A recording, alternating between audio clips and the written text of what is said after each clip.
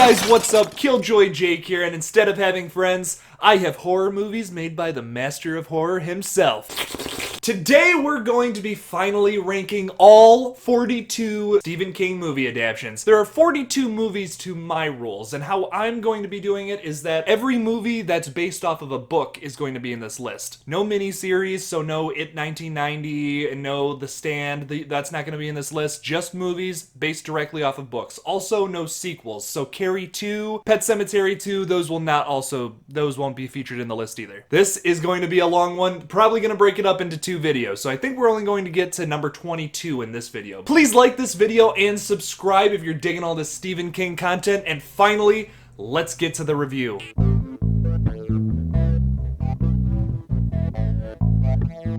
Coming in 42nd place is my least favorite movie of all time, and that is The Dark Tower.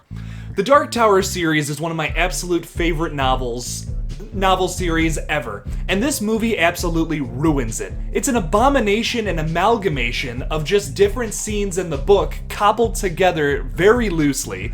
The casting is absolutely horrendous. Two of the main characters have been cut out from this feature film. It's not even The Dark Tower at this point. In fact, I highly recommend that you just don't see this movie altogether. My least favorite movie that has ever been made. Coming in 41st place is Maximum Overdrive. This movie is just a complete mess. I don't know what happened. It could have been good, I think, but it's just an absolute abomination. Stephen King wrote the screenplay for this movie, and it's actually technically not based off of a book, but I'm still gonna tack it onto this list just because I feel like it should be talked about.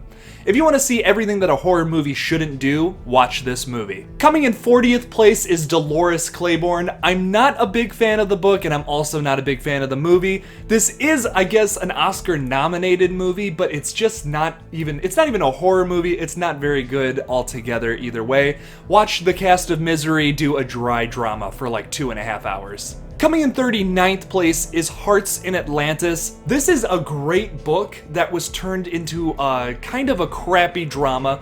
Anthony Hopkins is fantastic as always. It's just the editing and the direction of this movie was just not very great. It also changes a lot of things from the book. The low men in yellow coats are these guys, these supernatural entities that try to correct things in our world, and what they did in this movie is it's just a bunch of dudes like government agents dressed up in suits. And it kind of really takes away from the story, because this is a really interesting supernatural story that I feel like it gets cut down to size. Coming in 38th place is The Lawnmower Man. I don't know what happened with this movie, but it is absolutely nothing like the book.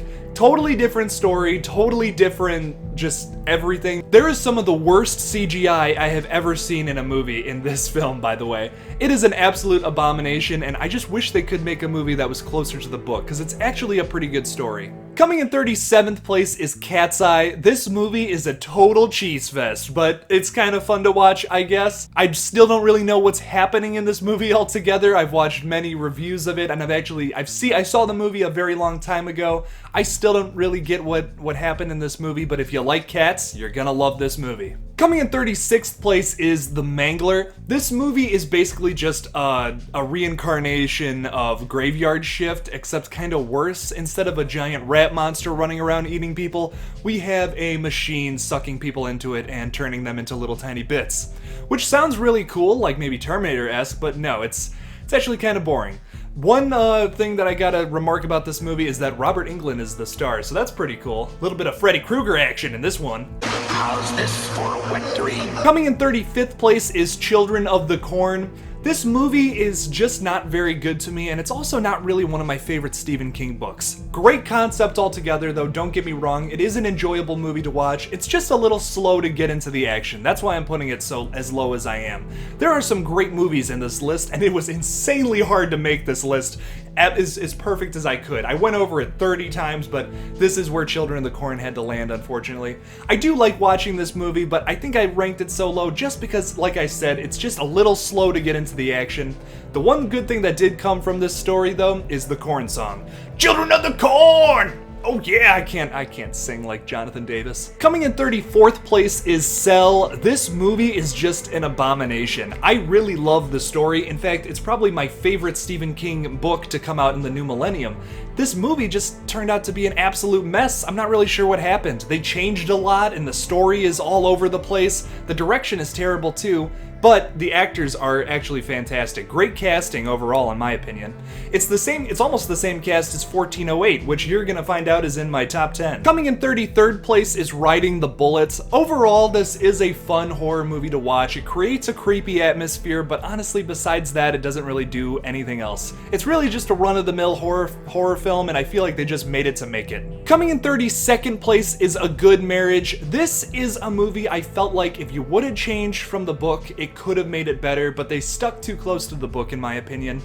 The couple is an old couple, and what happens is the wife finds out that the husband is this infamous serial killer. That's the simple breakdown of the story. I just wish the couple would have been younger. I feel like that would have made this a lot more sinister if it was a young guy doing all this and they're a newlywed couple. That would have really brought the marriage aspect more into this. They're older, so they've been married a long time. That's less believable to me. I feel like you would notice if your husband was going out every night killing somebody. But if you were a young couple that just got married, that would be way more interesting to me. Coming in 31st place is Dreamcatcher. This is a movie that I feel like sticks way too close to the book. There is so many unnecessary scenes in this movie that could have gotten cut out, probably cut out 30 minutes of this movie easy. It makes it kind of hard to get through, honestly. The one good thing about this movie, though, is that the characters are all pretty fun to watch, so that's pretty cool, and I think Morgan Freeman's in it, so hey. Never can go wrong there. Coming in 30th place is Needful Things. This movie just turns out to be really silly and spooky, where the book is way more dark, has dark humor, a lot more sinister aspects to the book than there are this silly, campy movie. Coming in 29th place is Apt Pupil. This movie is pretty solid. I just feel like this book didn't give enough content to fill a full movie.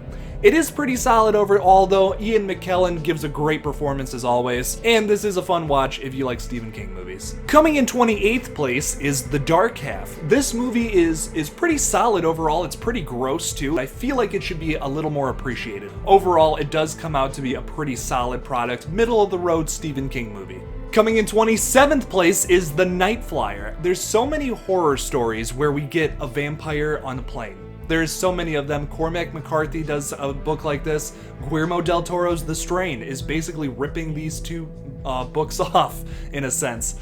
But it is a good story overall. The thing about the movie that I don't really like is the fact that the monster looks like 1930s Dracula, and that really takes away from the scary, creepy atmosphere that this movie does a really good job at creating. Coming in 26th place is Thinner. This movie is a great concept overall, pretty solid horror movie. It just gets a little mediocre and slow at points. It is a good story, but like overall, there's only so much you can do with it. There's not so many other creepy things in this movie besides the guy just losing weight until he dies. That's about the only thing that's kind of freaky about this movie. Besides that, it's sort of just a drama, and it gets a little slow at points, like I said.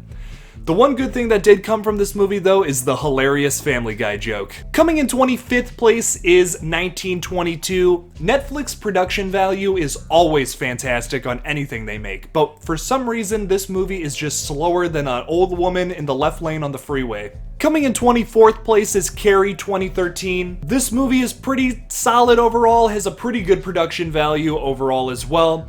But the one big thing that I just hate about remakes is when they just do the exact same that the original does, and this movie doesn't really have anything new or surprising that they add to it. It's really just the same thing over again with a new cast of people playing the same old characters. Coming in 23rd place is Johnny Depp's Secret Window. I mean, a Stephen King movie with Johnny Depp. How can it honestly go wrong? Pretty solid movie overall. The one thing that about this point in the list is that from here up, all of these movies I would highly recommend. Very great, good to watch, fun movies to watch. If they're horror, if they're mystery like this movie, depends on what the genre is, but I highly recommend anything from this point up in the list. And coming in 22nd place is The Dead Zone. This movie is pretty solid overall. Very creepy atmosphere, has some good scares every now and then, and has a pretty crazy grim ending as well. Christopher Walken gives a fantastic performance throughout the whole thing, although I'm a little disappointed that he never gives a monologue about any watches shoved up his keister. Thank you so much for watching part 1 of my Stephen King movies ranked. Part 2 is coming out probably next Friday. I might get it out to you earlier, we'll have to see about it.